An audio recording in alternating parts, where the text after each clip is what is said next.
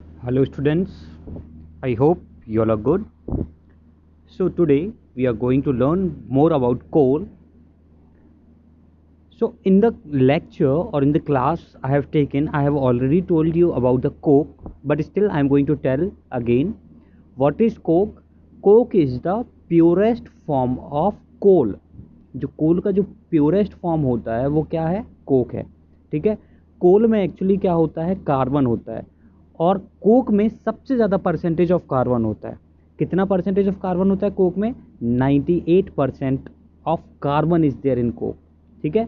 So it is an almost pure form of carbon. ठीक है। Now let us learn about coal tar. What is coal tar? It is a black thick liquid with an unpleasant smell. इस तरीके से एक काला liquid होता है, ठीक है, और इसका बहुत अनप्लीजेंट स्मेल, अनप्लीजेंट गंदा से स्मेल होता है. ओके. इसका यूज़ क्या है? It is a mixture of about 200 substances. Remember, ये कितने सब्सटेंसेस का मिक्सचर है? It is a mixture about 200 substances. कम से कम इसमें 200 सब्सटेंसेस मिक्स हैं. Okay. Products obtained from coal tar are used as starting materials for manufacturing various substances used in everyday life and in industry. So, जैसे कि example क्या क्या बनाने में ये मदद करता है कोल टार, मीन्स क्या क्या किस किस चीज़ में यूज़ है. देखो, लाइक सिंथेटिक डाइज, जो डाइज आती है ना, colouring dyes, hair colour dyes, उनमें यूज़ है. ड्रग्स, जो दवा बनती है उनमें भी यूज़ है. Explosives, perfumes, plastics, paints, photographic materials, rooting materials, roofing materials, इन सब में किसका यूज़ है? कोल टार का यूज़ है. Okay. Interestingly, now naphthalene balls use to repel moths and other insects are also obtain from coal tar. जो naphthalene ball जानते हो आप? नेफ्थलीन बॉल क्या होता है? जो वॉश बेसिन में आपके यहाँ पर डला रहता है ना, वॉश बेसिन में जिससे खुशबू आती है, वैसी बॉल्स जो है किससे बनती हैं? कोल टार से बनती हैं. और उन्हीं को क्या बोलते हैं हम लोग? Naphthalene ball. Okay. Now we will learn about coal gas. What is coal gas? Coal gas is obtain during the process of coal to get coke. Processing जब हम करते हैं कोल की, किसको किस में कन्वर्ट करने के लिए? कोक में कन्वर्ट करने के लिए, तब हम लोगों को कोल गैस मिलती है. It is used as a fuel in many industries. ठीक है. ये किसके इंडस्ट्रीज में इसका एज अ फ्यूल बहुत ज़्यादा यूज होता है. Okay. Now from coal we have come to petroleum and we are going to learn about the petroleum also. So petroleum is a word taken from petra. Okay. Petra का मतलब होता है rock and oleum का मतलब होता है oil. ठीक है. अब ये जो है पेट्रोलियम, क्योंकि ये रॉक ऑयल से लिया गया है, इसलिए इसका नाम क्या पड़ा? पेट्रोलियम पड़ा. ठीक है. पेट्रोलियम में मेनली दो कंस्टिट्यूएंट हम लोग लेते हैं जिनका यूज़ हम लोग ज़्यादातर देखते हैं. जैसे कि एक हो गया पेट्रोल, दूसरा हो गया डीजल. पेट्रोल का हम यूज़ करते हैं फॉर ड्राइविंग लाइट व्हीकल्स. जो हल्के वाहन हैं, जो हल्के व्हीकल्स हैं, उनको चलाने के लिए किसका यूज़ करते हैं हम लोग? पेट्रोल का यूज़ करते हैं. और जो हैवी व्हीकल्स हैं, जैसे कि ट्रक हो गया, बस हो गई, तो इन सबको चलाने के लिए किसका यूज़ करते हैं हम लोग? डीजल का. ठीक है. ये पेट्रोल और डीजल दोनों किसके अंडर आते हैं? पेट्रोलियम में आते हैं. Petrol and diesel are obtained from a natural resource called petroleum. ये पेट्रोल और डीजल किससे ऑब्टेन किए जाते हैं? पेट्रोलियम से ऑब्टेन किए जाते हैं. रिमेंबर, पेट्रोल पेट्रोलियम नहीं है. पेट्रोलियम एक अलग चीज़ है. ओके. और पेट्रोलियम से हम लोगों को पेट्रोल और डीजल दोनों मिलते हैं. ओके. अब ये पेट्रोलियम बना कैसे? जब हम लोगों ने कोल पढ़ा था तो कोल के बारे में जाना था कि कैसे बना. Okay. Now today we are also going to learn about the petroleum, कि ये कैसे बना. देखना बेटा, petroleum was formed from organisms living in the sea. जो ऑर्गेनिज्म सी में रहते थे उनसे बना. ठीक है. कोल में क्या था? जो अर्थ के ऊपर थे, प्लांट्स एंड एनिमल्स, उनसे बना था. अब ये सी के अंदर जो रहते थे उनसे बना. As these organisms died, their body settle at the bottom of the sea and got covered with layers of sand and clay. Remember, जब ये जानवर जो है, जो समुद्र के नीचे रहते थे, वो क्या हुए? मड के नीचे दब गए, समुद्र के अंदर ही. ओके. समुद्र के अंदर ही क्या हुआ? वो ये सब ऑर्गेनिजम्स मड के नीचे दब गए. और जब ये मिलियंस ऑफ ईयर्स के लिए जब ये दबे रहे in the absence of air and in high temperature and pressure, ठीक है, तो ये किस में कन्वर्ट हो गए? पेट्रोलियम में कन्वर्ट हो गए। तो यही ऑर्गेनिज्म जो डेड ऑर्गेनिजम्स थे ये किस में कन्वर्ट हो गए, पेट्रोलियम में, under high pressure and temperature in the absence of air. ठीक है, नाउ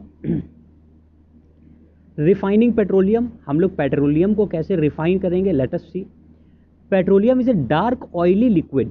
कैसा होता है, डार्क ऑयली लिक्विड, जिसको हम लोग क्रूड ऑयल भी कभी कभी बोल देते हैं। आप लोगों ने क्रूड ऑयल बहुत सुना होगा, क्रूड ऑयल के जो है कच्चे तेल के दाम बढ़ गए इसलिए हमारा डीजल पेट्रोल महंगा हो गया, आपने ऐसा सुना होगा।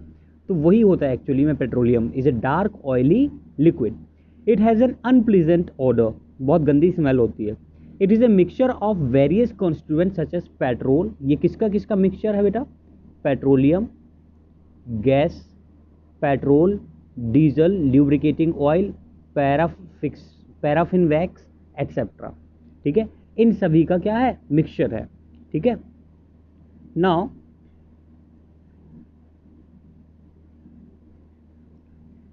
एज वी गो फर्दर, यहाँ पर देखो पेट्रोलियम को रिफाइन करने का यहाँ पर तरीका गिवन है कि यहाँ पर कैसे निकाला गया petrol.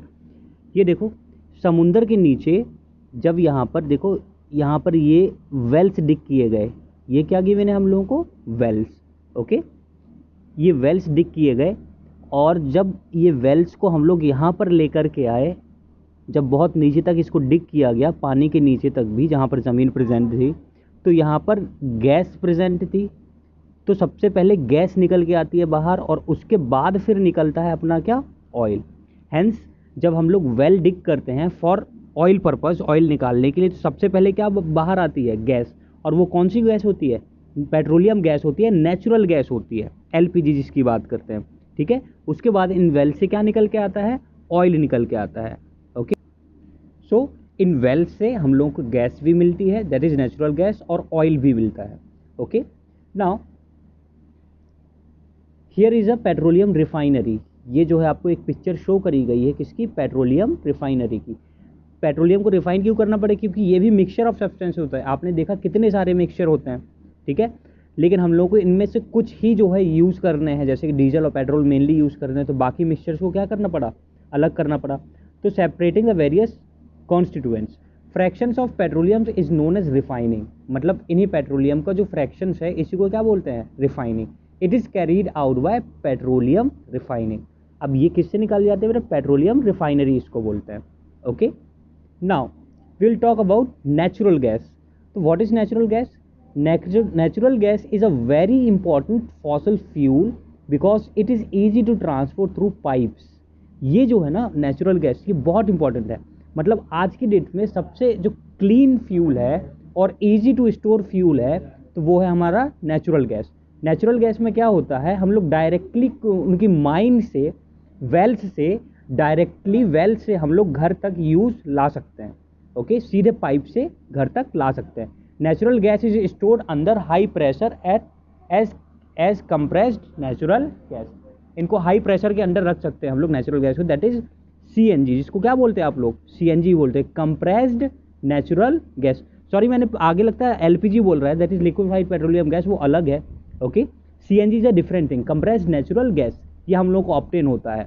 Okay, CNG is used for power generation. अब क्योंकि ये एज अ फ्यूल यूज़ करते हैं तो ऑब्वियसली पावर जनरेट तो करेंगे ही करेंगे। Now it is now being used in vehicles also. आप लोगों ने जब बड़े शहरों में जाते हो, यहाँ पर तो नहीं है बट बड़े शहरों में जाते हो तो आप देखते हो ग्रीन कलर के जो हैं आपको ऑटो रिक्शाज देखने को मिल जाएंगे। वो सभी के सभी रिक्शाज सीएनजी के ऊपर चलते हैं। बाहर तो गाड़ियाँ भी, दिल्ली में तो सारी की सारी गाड़ियाँ किससे चल रही हैं, सीएनजी से mostly. Okay, so now in this table various constituents of petroleum and their uses are given, so you will learn and copy this table in your notebook. Is it clear? बहुत सारे यहाँ पर हम लोग को uses given है, different uses given है petroleum के, कॉन्स्टिट्यूएंट्स के, क्या क्या हम लोगों को मिलता है और क्या क्या इनका यूज है। Okay, now also we will learn about some natural resources are limited. You know बेटा, ये कोल एंड पेट्रोलियम जो है ये मिलियंस ऑफ ईयर्स लग जाते हैं इसको बनने में। आप लोगों ने ऑलरेडी देखा है कि हम दोनों जगह एक वर्ड कॉमन था कि it took millions of years for forming coal and petroleum. तो ऐसा तो है नहीं कि हम इन्हें आज डाल दें और ये कल हमें मिल जाएंगे, है ना। तो आज हम प्लांट्स को दबा के रख दें तो कल हमें कोल निकालने को मिल जाएगा, कल पेट्रोल निकालने को मिल जाएगा। तो ये जो है लिमिटेड रिसोर्सेज हैं, ये ख़त्म हो जाएंगे एक दिन। ओके, जो हमारी अर्थ में प्रेजेंट है, जितना लिमिट इनका प्रेजेंट है, जितना स्टॉक इनका प्रेजेंट है, उतना ही है अपने पास, क्योंकि ये नॉन रिन्यूएबल सोर्सेस में आते हैं। एक बार ये खर्च हो गए तो हो गए, इन्हें रिन्यू नहीं किया जा सकता। तो ये जो नेचुरल रिसोर्सेज हैं ये कैसे हैं, लिमिटेड है, एक ना एक दिन ये क्या हो जाएंगे, ख़त्म हो जाएंगे। So we must take care of them. ठीक है, क्या केयर रखना चाहिए कि ये हमारे फ्यूचर जनरेशन के यूज़ के लिए थोड़ा बचे रहें। ठीक है, नहीं तो अगर हम लोग इतनी फास्ट रैपिड यूज़ करेंगे इनका तो क्या होगा, ये ख़त्म हो जाएंगे जल्दी ही, और अपनी नेक्स्ट जनरेशन है वो इन फ्यूल्स को नहीं देख पाएगी। So we must limit the use of fossil fuels because it takes millions of years to form it again. Now drive at, what are the precautions you should take? Okay, drive at a constant and moderate speed as far as possible, जितना हो, तो इससे आपका diesel और petrol क्या होगा, save होगा। Switch off the engine at traffic lights और at a place where you have to wait. अब जहाँ पर आपको रुकना हो थोड़ी देर तो क्या करें आप, वहाँ पर इंजन बंद करें, फालतू का इंजन खोल के मत रखें, क्योंकि ये फ्यूल्स वेस्ट हो रहे हैं। एंश्योर करेक्ट टायर प्रेशर, क्योंकि टायर प्रेशर अगर सही नहीं होगा तो फ्यूल ज़्यादा लगेगा। Ensure regular maintenance of the vehicle, हाँ, जो इंजन का जो मेंटेनेंस है वो भी क्या करवाना चाहिए, टाइम टू टाइम करवाते रहना चाहिए, ताकि जो हमारा फ्यूल है वो वेस्ट ना हो। Okay, so these were the points. Now you will write the keywords and I will forward you the question answers for tomorrow. Okay, thank you.